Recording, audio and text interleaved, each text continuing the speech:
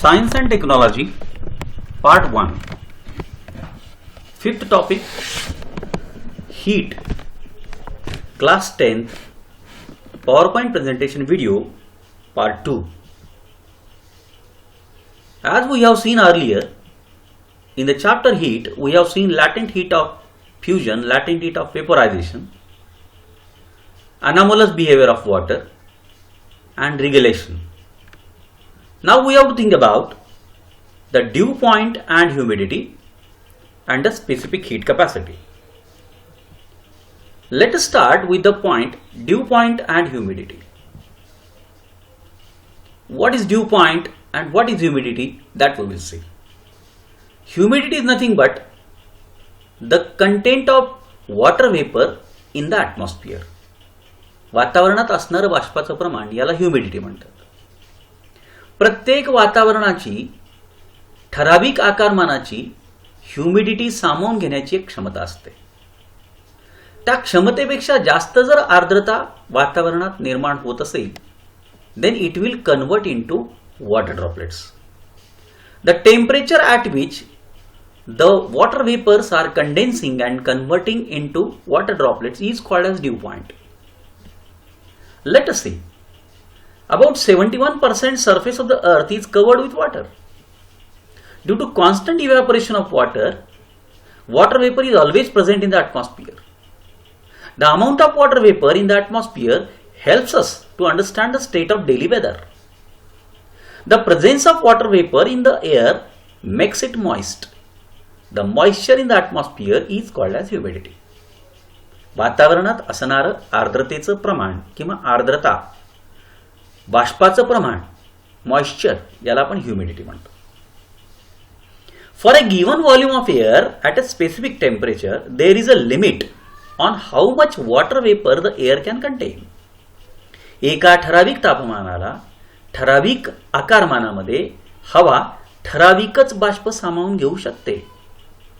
If the amount exceeds that limit, the excess vapor converts into water droplets. मी आत्ताच म्हणाल्याप्रमाणे बाष्पाचं प्रमाण त्या ठराविक प्रमाणापेक्षा जास्त वाढत असेल तर आता ते बाष्प पाण्याच्या थेंबांमध्ये रूपांतरित होतं. When the air contains maximum possible water vapor, it is said to be saturated with vapor at that temperature. Then it starts condensing and water droplets are formed. The temperature at which such water droplets are formed is called as dew point. मग dew point temperature कशाला म्हणायचं? Let us see. Suppose unsaturated air at a certain temperature is taken and its temperature is decreased. A temperature is reached at which the air becomes saturated with vapour. Saturated म्हणजे दिलेलं आकारमान आता बाष्पाने संपृक्त होतं, म्हणजे पूर्ण भरतं. आता त्या आकारमानामध्ये थोडंही बाष्प सामावलं जाऊ शकत नाही. Then what will happen? The condensation of that vapour will take place. ज्या तापमानाला हे कंडेन्सेशन सुरू होतं that is called as dew point temperature. एखाद्या वातावरणात दिलेल्या आकारमानामध्ये असणारं फक्त बाष्पाचं प्रमाण सांगणे याला ॲब्सोल्यूट ह्युमिडिटी म्हणतात. The mass of vapour present in unit volume of the air is called as absolute humidity. Absolute ह्युमिडिटीमुळे आपल्याला वातावरणाचा काहीही बोध होत नाही. म्हणून आपल्याला कोणती ह्युमिडिटी बघावी लागते? Relative humidity. रिलेटिव्ह ह्युमिडिटी म्हणजे काय? The actual mass of water vapour present in the given volume divided by the mass of vapour needed to saturate it. याचा सोपा अर्थ असा, दिलेल्या एकक आकारमानामध्ये असणारं बाष्पाचं प्रमाण आणि तेवढंच आकारमान संपृक्त करण्यासाठी लागणारं बाष्पाचं प्रमाण गुणिले 100. By this we can calculate the relative humidity. एका ठराविक तापमानाला आकारमानाची विशिष्ट मर्यादा असते. त्या मर्यादेच्या पेक्षा जास्त प्रमाणामध्ये बाष्प सामावून जात असेल तर it will convert into water droplets.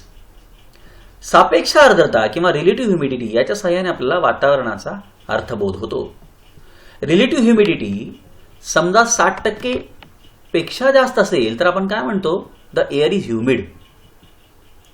एखाद्या वातावरणामध्ये बाष्पाचं प्रमाण 60% पेक्षा जास्त आहे तर ते वातावरण आर्द्र आहे असं मानलं जातं.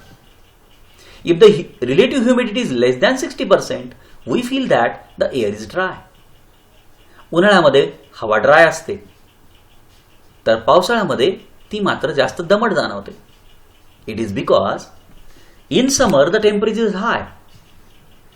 टेम्परेचर हाय असल्यामुळे उन्हाळ्यामध्ये जास्त बाष्प सामावलं जाऊ शकतं, ते पाण्यात रूपांतरित होत नाही आणि हवा आर्द्र जाणवत नाही. पावसाळ्यामध्ये हिवाळ्यामध्ये मात्र तापमान कमी असतं, लोअर टेम्परेचरला वातावरण जास्त बाष्प सामावून घेऊ शकत नाही, म्हणून मग त्या बाष्पाचं रूपांतरण पाण्यामध्ये होतं. It is called as what? Relative humidity is now increasing. तुम्हाला एक गोष्ट अनुभवायला आली असेल, during winter season you may have observed a white trail at the back of the flying plane in the clear sky. As the plane flies, the vapor released by the aeroplane engine condenses and forms clouds. If the surrounding air is having more relative humidity, it takes a long time for the white trail formed by condensation of the vapor to disappear. हिवाळ्यामध्ये आकाशामध्ये एखादं plain उडत असताना त्याच्या शेपटीकडनं पांढरट अशी रेषा तुम्हाला पाहायला मिळते, कारण त्या शेपटीमधनं बाहेर पडणारी वाफ, त्या वाफेचं रिलेटिव्ह ह्युमिडिटी जास्त असल्यामुळे कंडेन्सेशन होताना दिसतं आपल्याला विंटर सीझनमध्ये. पण उन्हाळ्यात हे दिसत नाही. का? कारण उन्हाळ्यामध्ये टेम्परेचर जास्त आहे. So these are the concepts of absolute and relative humidity. Now we will proceed further. The units of heat. The units of heat are joule in SI and calorie in CGS. The amount of heat necessary to raise the temperature of 1 gram of water by 1 degree is 1 calorie.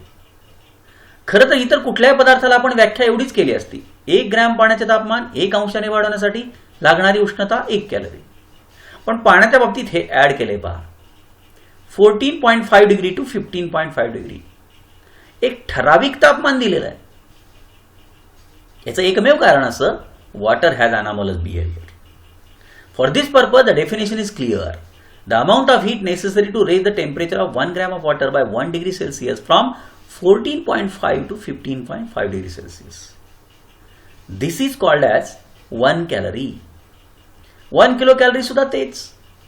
The amount of heat necessary to raise the temperature of 1 kg of water by 1 degree Celsius from 14.5 to 15.5. That is called as 1 kilocalorie. 1 kilocalorie is equal to 1000 calorie. Calorie हे उष्णता मोजण्याचं एकक आहे. पण उष्णता जेव्हा इतर ऊर्जेत रूपांतरित होते तेव्हा ती जूल मध्ये मोजली जाते. म्हणून एक कन्व्हर्जन दिलेलं आहे आपल्याला. 1 calorie is equal to 14.18 joule. 4.18 joule बरोबर 1 calorie. James Prescott Joule, he was a scientist, and according to that scientist we know that the heat content or the heat can be measured in that particular joule. James Prescott Joule, he was the first person to show that the kinetic energy of tiny particles of matter appears as heat energy, and also that energy can be converted from one form to another. Conversion of heat energy to work gives the first law of thermodynamics. The unit of heat is called a joule, which is given after the name of this scientist. Now let us consider the last concept, that is specific heat capacity of metals. धातूची विशिष्ट उष्माधारकता. प्रत्येक धातू आपल्या स्वरूपाप्रमाणे उष्णता ग्रहण करत असतो. प्रत्येक धातूची उष्णता ग्रहण करण्याची क्षमता वेगवेगळी असते. For this purpose an experiment is given in your book. Let us take 3 balls of 3 different metals having same mass and nearly same size. Let us take 3 balls of iron, copper and lead. लोखंडाचा एक गोळा, तांब्याचा एक गोळा आणि शिसाचा एक गोळा. या तिघांची वस्तुमान सारखी असली पाहिजेत. साइजेस सुद्धा जवळजवळ सारख्या असतील. Let us heat them.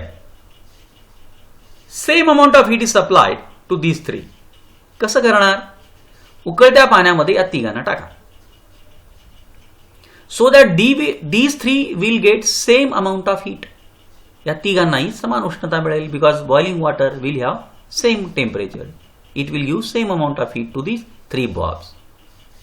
Then keep these 3 balls on a slab of wax. एका मेणाच्या जाड थरावर आता हे तिन्ही बॉल ठेवून द्या. तुमच्या असं लक्षात येईल, लोखंडी गोळा मेणबत्तीच्या किंवा मेणाच्या थरामध्ये जास्त खाली जातो, तुलनेने कॉपरचा गोळा थोडा कमी खाली जातो आणि लेडचा थोडा कमी. याचा अर्थ आयर्नच्या ठोकळ्याने मेणबत्तीला किंवा मेणाच्या थराला जास्त उष्णता दिली, कॉपरने त्याच्यापेक्षा कमी दिली, लेडने त्याच्यापेक्षा कमी दिली. What does it indicate? Iron has received more amount of energy, more amount of heat than copper. Copper has received more amount of heat than lead. It means the heat capacity of iron is more than copper. The specific heat capacity of copper is more than lead. The specific heat capacity is nothing but it is the amount of heat required to raise the temperature of unit mass of a substance through 1 degree.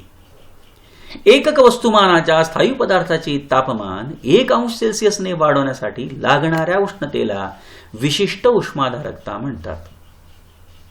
That is specific heat capacity. See here in this picture also the 3 balls. Iron ball is penetrating more, copper is less and lead is least.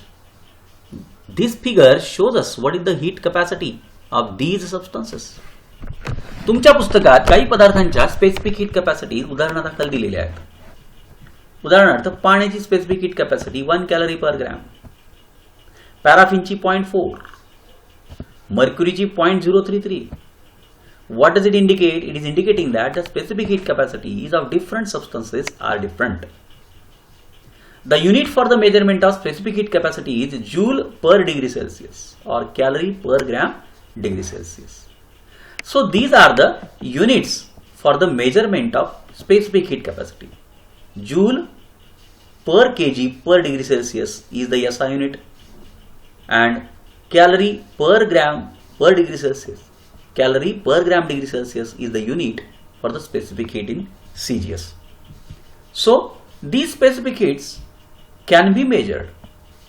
If the specific heat of an object is C, then the amount of heat received or lost by the substance is given by the formula m into c into delta t.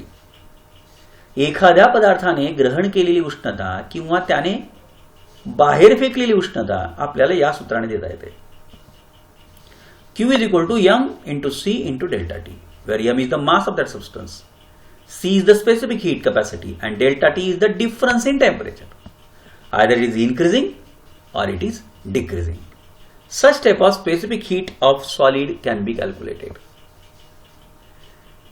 This is the part which is given for the heat exchange. आपल्याला माहिती आहे उष्णतेचा विनिमय हा सामान्य विनिमयासारखाच होत असतो. गरम वस्तू नेहमी उष्णता गमावते आणि थंड वस्तू उष्णता कमावते.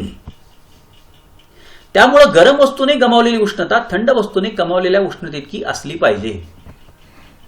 जनरली आपल्याला तसं बघायला मिळत नाही. गरम वस्तू जेवढी उष्णता गमावते त्या उष्णतेचं 2-3 प्रकारे विभाजन होतं. काही वस्तू आपली उष्णता थोडीफार स्वतःसाठीच वापरतात, थोडी पर्यावरणाला परारित करतात आणि थोडी उष्णता दुसऱ्या थंड वस्तूला गमावतात. उष्णता विनिमय 100% आपल्याला कधी बघायला मिळत नाही. जर पाहायचाच असेल तर you have to prepare a calorimeter. एक कॅलरी मापी तयार करावी लागेल. म्हणजे काय नेमकं? It is a heat resistant box. This heat resistant box is prepared by any non-conducting material, that is non-conducting of heat. उष्णतेचं स्थानांतरण न करणाऱ्या पदार्थापासून असा बॉक्स बनवलेला असतो. Either it is made up of wooden or it is made up of thermocol or it is made up of glass wool, whatever it may be. याच्यामध्ये सुद्धा उष्णतारोधक पदार्थ भरलेला आहे. लोकर असेल, काच तंतू असेल वगैरे वगैरे. आता जर एखादी हॉट बॉडी एखाद्या कोल्ड बॉडीच्या संपर्कात इथे येत असेल तर now it is expected that the heat exchange will take place within these 2 objects only and the heat will not be radiated outside the box. बॉक्सच्या बाहेर आता उष्णता दिली जाणार नाही. त्यामुळे अशा प्रकारची यंत्रणा असेल तर याला आपण कॅलोरीमीटर असं म्हणतो. या कॅलोरीमीटरमध्ये नेमकं काय होईल? हॉट बॉडी जेवढी उष्णता गमावेल that will be received by the cold object. Calorimeter can explain the heat exchange. उष्णता विनिमय हा एक्सप्लेन करू शकतो. If heat is exchanged between a hot object and a cold object, the temperature of the cold object goes on increasing while the temperature of the hot object goes on decreasing. Temperature of the both objects when attain same temperature, then the heat exchange stops. म्हणजे heat exchange चं सूत्र काय आहे? Heat energy lost by the hot object should be equal to heat energy gained by the cold object. This should be the principle. हे principal कॅलोरीमीटर मध्ये mixing मेथडच्या स्वरूपात आपल्याला बरेचदा पाहायला मिळतं. कॅलोरीमीटर मध्ये काय होतं? एखादा सॉलिड ऑब्जेक्ट जेव्हा आपण कॅलोरीमीटर मध्ये टाकतो तेव्हा सॉलिड ऑब्जेक्ट जेवढी उष्णता गमावेल तेवढी उष्णता कॅलोरीमीटर मधलं पाणी, कॅलोरीमीटर किंवा इतर पदार्थ गमावतील आणि सगळ्यांचं मिळून टेम्परेचर सेम होईल. Then in that case the heat exchange is given by heat lost by the solid object is equal to heat gained by the water in calorimeter, heat gained by the कॅलोरीमीटर.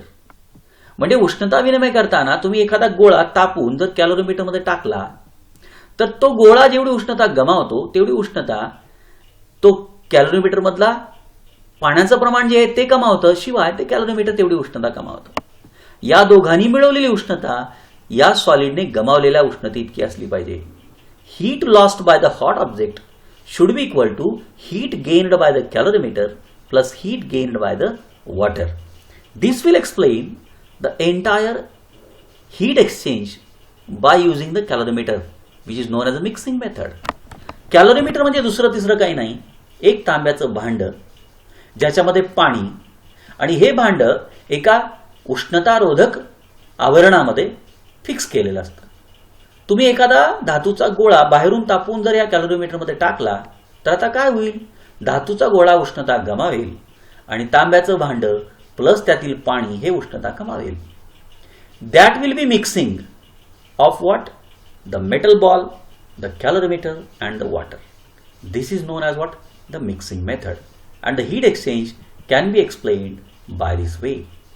So this is what the specific heat capacity of the solid and the heat exchange in the hot and the cold object. Thank you.